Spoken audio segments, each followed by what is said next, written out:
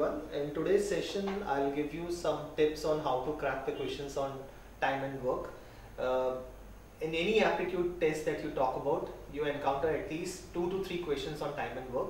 There are 3-4 different varieties of questions that you encounter in time and work. We are going to discuss each one of them in subsequent videos as well. So, type 1 questions are very simple. This is something that we have been doing since class 6 in fact. Fine. So there's a conventional approach and there's a smarter approach. Let's discuss both of them. Type 1 question can be categorized as, let's say there's a piece of work and there's an individual called A and he can do that piece of work in 10 days. And that particular piece of work, another guy B, let's say can complete it in 15 days. And let's say there's another guy C who can complete the same work in 20 days. Now, probably the easiest question that can come from this is, find the time taken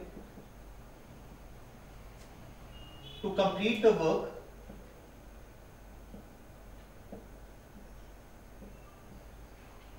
if all three, that means A, B and C, work together.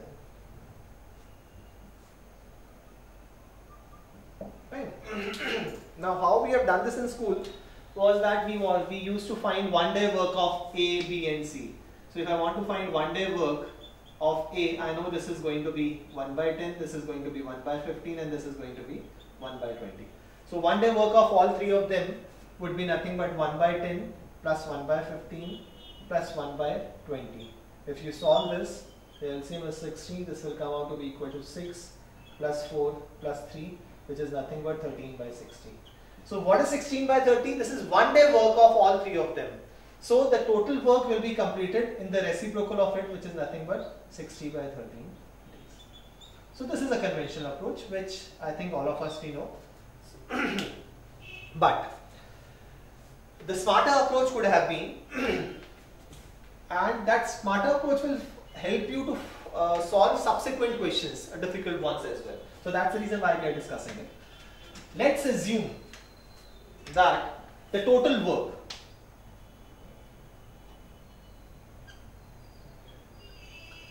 is least common multiple of 10, 15 and 20. 10, 15 and 20. So which will come out to be equal to 60 units.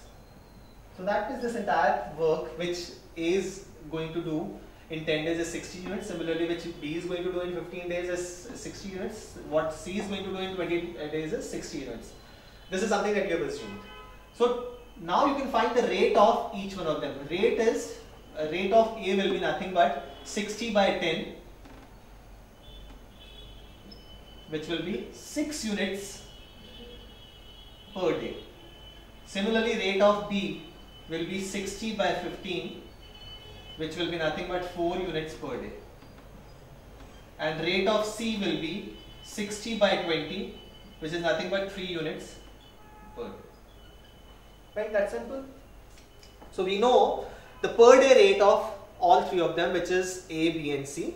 So 1 day rate of A is 6, 1 day rate of B is 4 units per day, 1 day rate of C is 3 units per day. So 1 day rate of all three of them, A, B and C, will come out to be equal to 6 plus 4 plus 3, which is nothing but 16 units per day. So they are able to complete 16 units of work every day, and the total work that we know is nothing but 60 units.